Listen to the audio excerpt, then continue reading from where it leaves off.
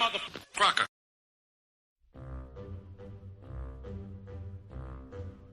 The Jell-O Program, starring Jack Benny with Mary Livingston and Phil Harris and his orchestra. Thank you. This is Groucho Marx. Well, here I am, stepping in over my head again. With Fibber McGee and Molly. Folks, this is just as new to me as it is to you. Hello? Hello, Mr. Benny. This is Rochester. The Great Gildersleeve. Well, what an original greeting. Hello and welcome to another week of comedy, funny, haha, on Dwayne Old Time Radio. One thing, please subscribe to my channel. If you enjoy what I'm doing, subscribing is 100% free. Also, one more thing, if you have a few seconds or 1 minute, please leave a review on your preferred podcast service, especially if you're on Apple, Spotify, or really just your preferred podcast service. Thank you, and hope you enjoy. The Adventures of Ozzie and Harriet, starring young America's favorite couple, Ozzie Nelson and Harriet Hilliard.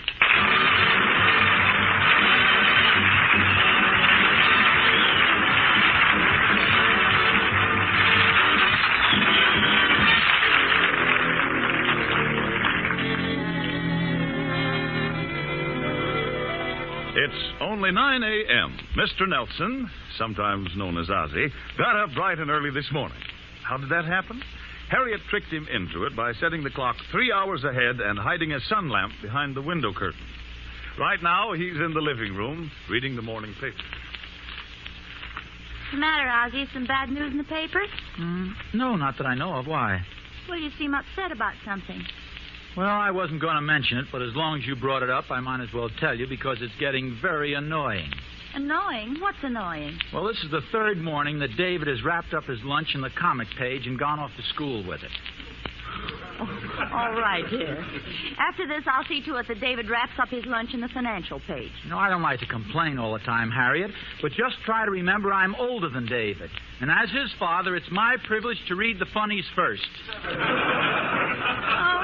Okay. We'll make you a charter member of the underprivileged fathers. How's that? Well, I'd like to have $1 for every big grown-up man who reads Dick Tracy and Little Abner before he reads the editorial page. Oh, I know that. And I'll tell you why the funny papers have such a universal appeal. It's because they are basically sound. It's always a triumph of good over evil. Well, it's the same way in real life. If you do good things for people, good things come your way. Of course, I'll admit that every once in a while you do a good deed expressly for somebody, and the return comes by slow freight.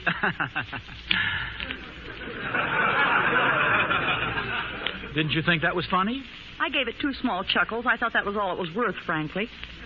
You know, I know it sounds like corny philosophy, but I really think it works out that way. If you do the right thing, it'll come back to you every time. I think everyone has had experiences along that line.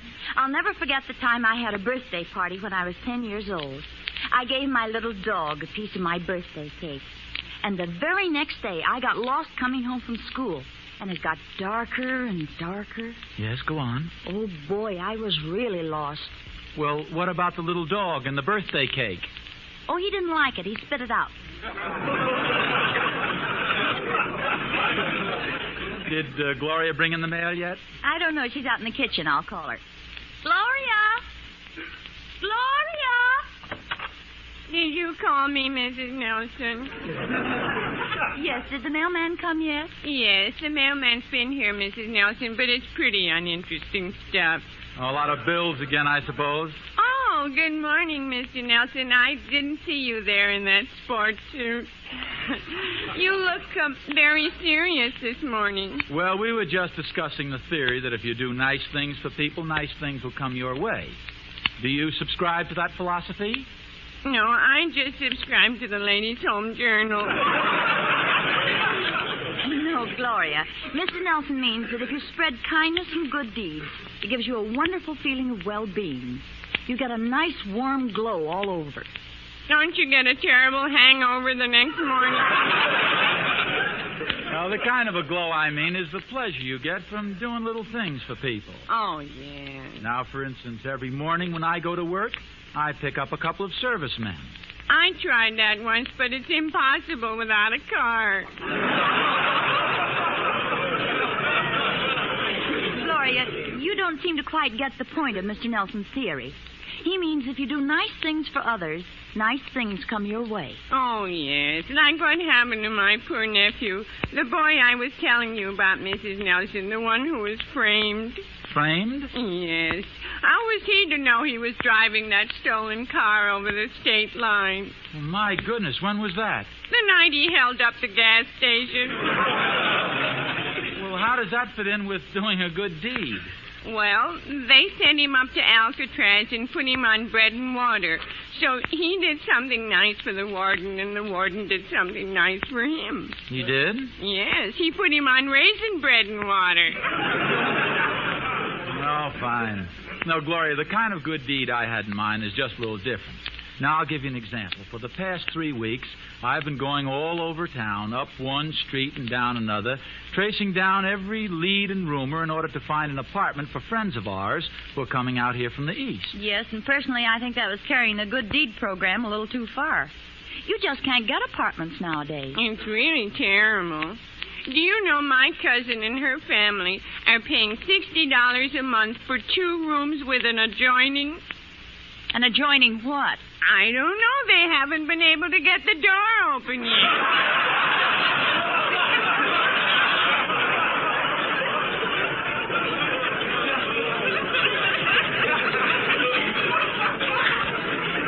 Well, before we all agree that it's impossible to rent an apartment, I'd like to break the news that I got one for Randy and his family. Why, darling, that's wonderful. Well, Mr. Nelson is a wonderful man. Oh, thank you, Gloria. Can I have this afternoon off? Well, I guess so. Oh, thank you. Oh, before you go, Gloria, make sure that all the dishes are washed and the beds are made, and phone the grocer and give him tomorrow's list. Roger. You know, I just couldn't seem to make Gloria understand what we were talking about, could I? I don't know. I think she got the general idea, along with the afternoon off. Say, who is this Randy that you got the apartment for? Randy Bigelow, don't you remember? We met him in Toledo, Ohio. He's the president of the Randy Bigelow Little Dandy Zipper Company. Oh, really? Yeah, you see their slogan everywhere. Little Dandy, the zipper that's different. Well, what's different about it? It goes sideways. Well, you ask a silly question, you get a silly answer. I still don't see how in the world you located an apartment for him. Well, it wasn't easy, I'll tell you that. They're arriving tomorrow morning. He didn't dare leave until I wired him I had the place all set. Does he have a family? I'll say. He has his wife, 4 children, 2 dogs, and his mother-in-law. Yikes. That's what made it so difficult. You know, most places won't rent an apartment if you have a mother-in-law. Did you say they're arriving tomorrow? Yes, I did. Well, then don't you think it would be nice if we went over to the apartment to check and see if the people who moved out left it in good order? Say, maybe you're right. And I'd like to take along a little something for the living room table. Oh, that's very thoughtful. I want the place to look bright and cheery. I'll go get my hat. Yes, and bring a vase to put it in.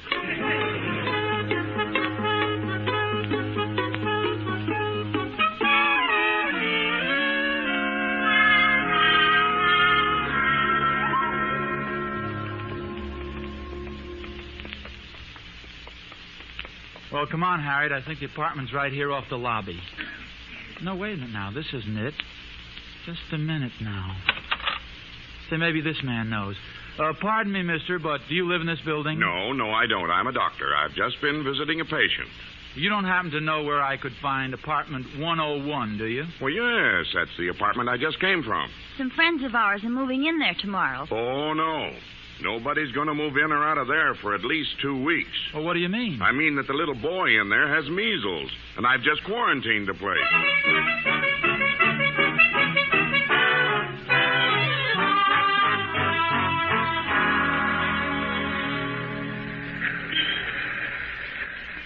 Oh, what are we going to do, Ozzie? Mr. Bigelow will be here tomorrow, and he won't have a place to stay. I suppose all the hotels are crowded. Crowded? They're jammed. Would you believe it if I told you that last week somebody squeezed the lobby of the Plaza Hotel and people came out of the top like toothpaste? No, I wouldn't. Neither would I. You can joke all you want to, but I certainly dread meeting that train in the morning. Yeah, I almost wish I had the measles. If I could only figure... Say, do you see what I see? Where? Right there on the sidewalk. Cigarette butt? No. No, it's a wallet. Well, watch out for the string. Remember how we used to play tricks like that when we were kids? No, this is no trick. Gosh, look here. Somebody's lost a big fat wallet. Any identification card? Let me see. Yeah, Henry Williams, 2397 Mountain View Drive. Well, you can mail it to him. Boy, this guy's really got a few bucks here. 5, 10, 20, 40, $76. My goodness. Gosh, all I can say is this makes me look pretty cheap. What do you mean cheap? Well, me with never over $2 in my pocket, and this Henry Williams, whoever it is, has $76. Now, you know just as well as I do, Ozzie, that you're very careless with money. Oh, this guy's careful, huh? Well, at least you'll never lose $76. Well, if I did lose it, I'd have to lose it at $2 a week. Come on, it's almost 4 o'clock. You can write him a note when you get home and then mail it to him after dinner. Hey, look at this. His ration books are in it, too. All right, so you can mail them to him with a wallet. Well, don't you think it'd be much better if we took the books directly to the ration board? Ozzie, you mean walk all the way down there? Well, we've been talking about doing good deeds. Here's our chance. But, Ozzie, it's 23 blocks. Darling, walking 23 blocks with you by my side would be a pleasure. Because you're wonderful. You're beautiful. You're lovely. And I love you. No, Ozzie.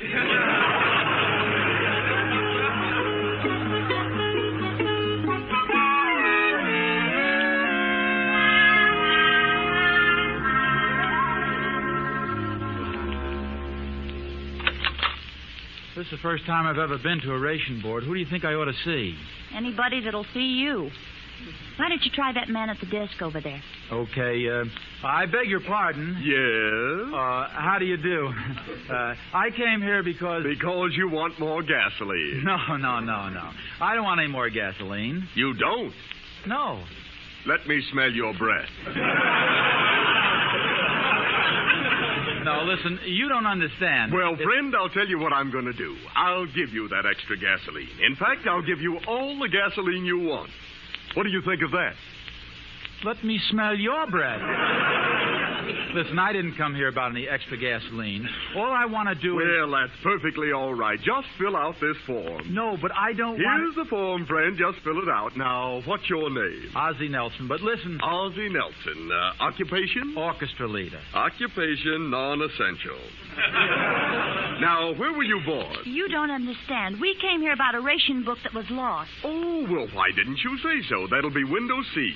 Just sign an affidavit and tell them where you think you lost it, and they'll give you another one. Well, we don't want another one. No, we've got somebody else's book. Well, don't you know it's against the law to use somebody else's book? Pardon me. Harriet. Yes? Why don't I just mail this ration book to the man along with the wallet? Well, that's a wonderful idea, Ozzie. How in the world did you ever think of it? Oh.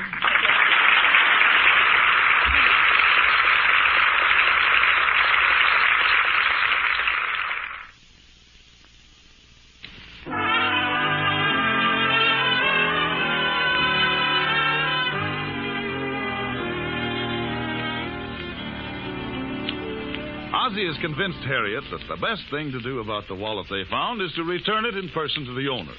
We find them driving to the other side of town. It's a typical California evening.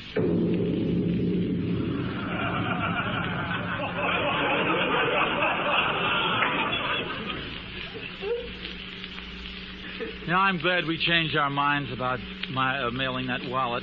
This Mr. Williams might have worried all night about it. I suppose you're right. As long as we're doing a good deed, we might as well go all the way. Yeah. Boy, this rain is really coming down. I'll say it is. You know, I kind of like riding in the rain when it's raining, don't you? Yes, I do. It gives you such a cozy feeling. Yes, it does. Of course, I think it'd be much cozier if we had the top up. Oh, I'm sorry about the top. It just doesn't seem to work. Well, aren't you supposed to push that bottom button? No, I pushed that button once. What happened? It opened a bridge in Seattle. You know, I really believe you keep this top down just to tell that stale joke. No. Well, there's one thing sure. It can't rain any harder than this. What did you say, Harriet? I said it's the first time I've ever been swimming with all my clothes on. I see what you mean. Gosh, I'm still so worried about that apartment for the Bigelows. Uh-oh. What's the matter? Don't look now, but there's a man in a uniform riding a motorcycle, and he's following us. Forget about it. It's probably Nelson Eddy on his way over to visit Jeanette McDonald. Okay, buddy, pull over there.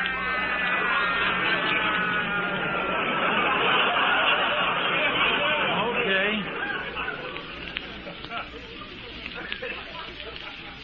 Well? Hello, officer. Where's the fire? Right down there. Hey, wait a minute. I'm supposed to say that. We weren't speeding, officer.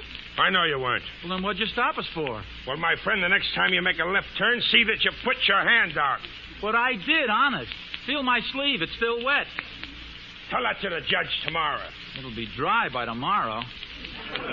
That's very funny. Let's have your license, please. All right, here it is. Say, this license here.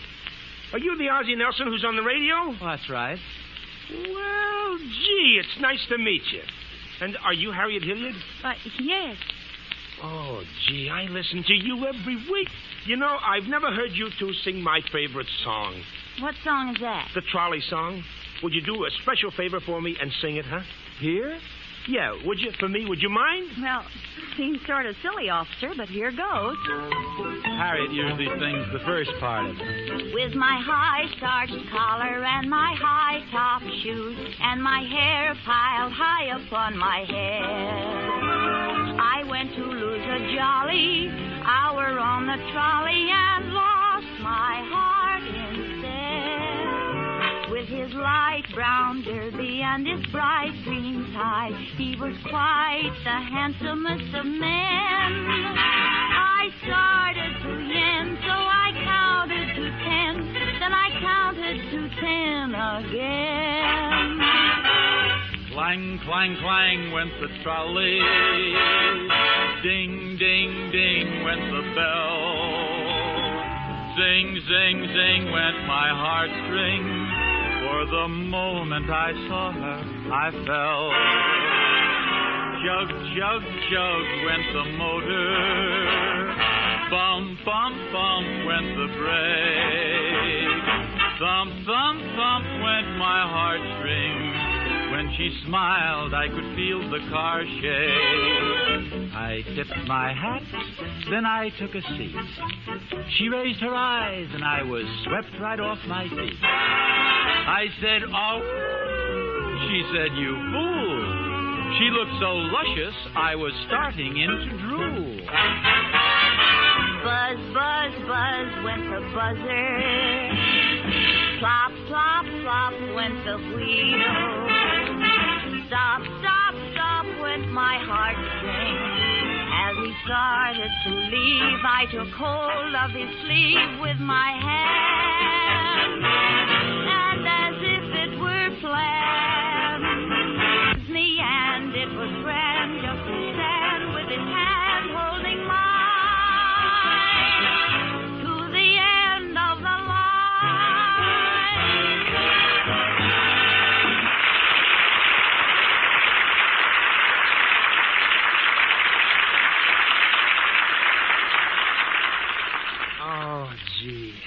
Gee, that was great. I can't tell you how much I appreciate your singing it just for me. Well, thank you, officer. It was a pleasure. Yeah, gee, I'd know your voices anywhere, and I want you to know that I always listen to you on the radio. I wouldn't miss you. My wife and my kids, we think you're wonderful. Say, I wonder if you'd mind signing my book for me, huh? Oh, I'd be delighted to. There you are. Oh, thank you. Here's your copy. Be in court tomorrow at 9. Bye.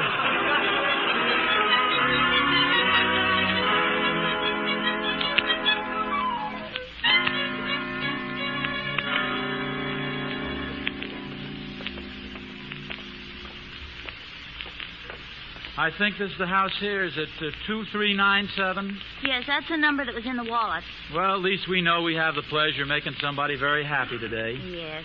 It'll be worth all the trouble we've gone to when we see their faces light up. They're going to be so happy. Ring the bell, would you? Yes? Good evening, Mrs. Williams? Yes? We found a wallet that belongs to your husband. Yes, this wallet here. Let me see it. Yes, this is his wallet. It has $76 in it. Well, where's the other $4? Did you take your reward out in advance? Well, it only had $76 in it when we found it. Look, Mrs. Williams, my husband and I drove all the way over here to return this wallet. Yes, and we live way at the other end of town. Why didn't you leave the wallet where it was and let somebody find it who lives closer to us? You mean you don't think we should have picked the wallet up off the curb? No, because my husband is out looking for it, and now he won't find it. I must say you're not very appreciative. Oh? Have you folks had your dinner yet? Why, no, we haven't. You're going to be awfully hungry by morning. Good night.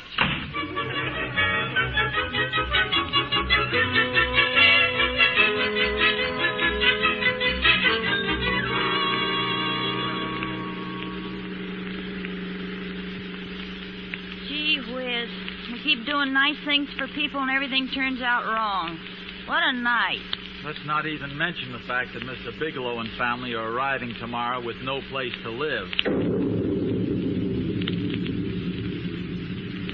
Gosh, Harriet, I hate to say this, but I think we're lost. I can't see out. Where do you think we are? On the bottom of Lake Arrowhead. Certainly looks like it, doesn't it? I wish that windshield wiper hadn't washed away 2 hours ago. Well, I guess it could be worse. We could run out of gas or get a flat tire. I'd hate to fix a flat tire in this rain. Look, let's you and I not even think about having a flat tire. We might have one by just thinking about it. Yeah, let's not even think about it.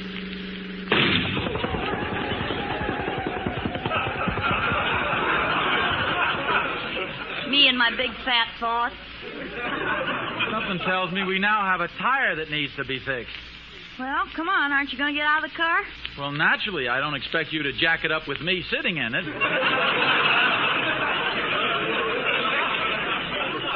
All right, funny man. Okay, honey. Out we go.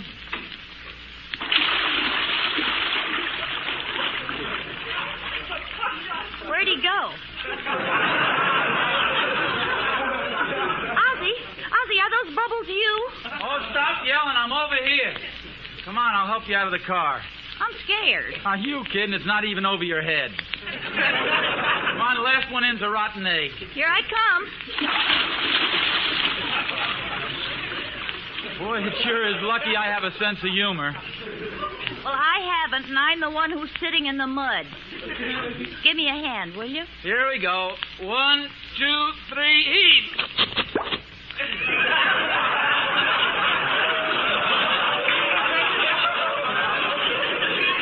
I'll bet I look a mess. What'd you say? I said I'll bet I look a mess. Well, that is a rather unusual place to be wearing a mud pack. Ozzie, look at this mud and water. You can't fix a tire here. I guess you're right. This is awful.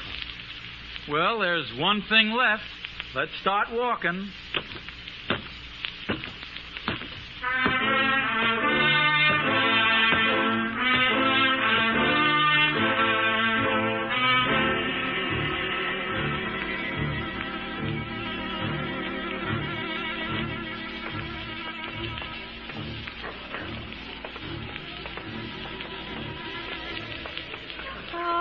It seems like we've been walking for hours.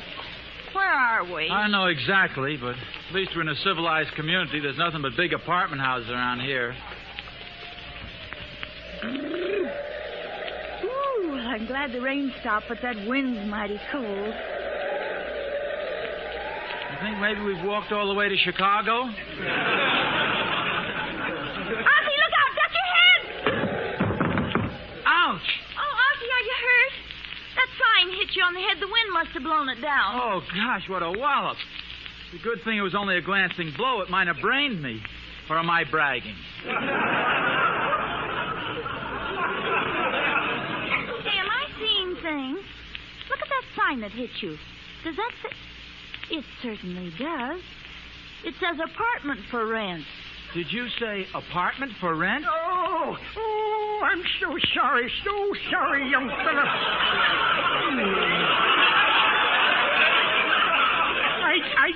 I do hope that you're not hurt bad. You see, I was up there hanging that sign when all of a sudden the wind blew like that there, and that old sign slipped out of my hand like that there, and fell down. Oh, look out, and landed right on your head. Shoot!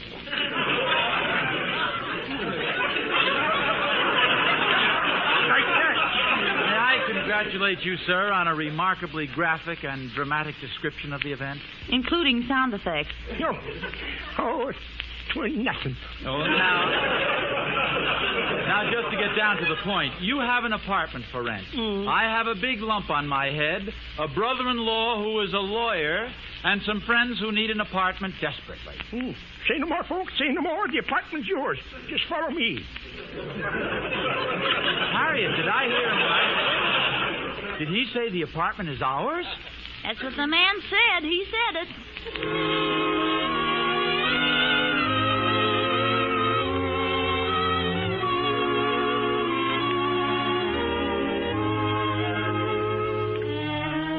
Gosh, this warm bed feels wonderful. Yeah, there's no place like home.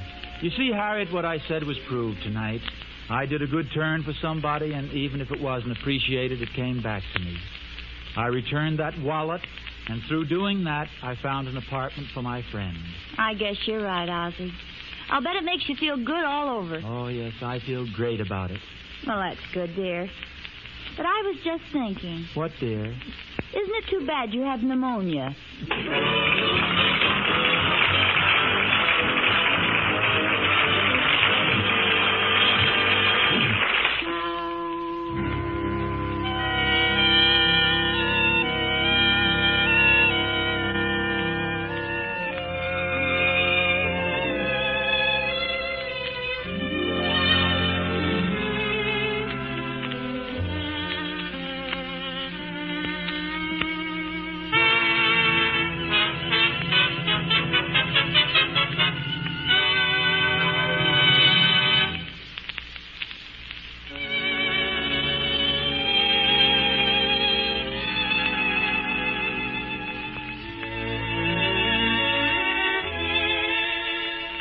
This is the Armed Forces Radio Service.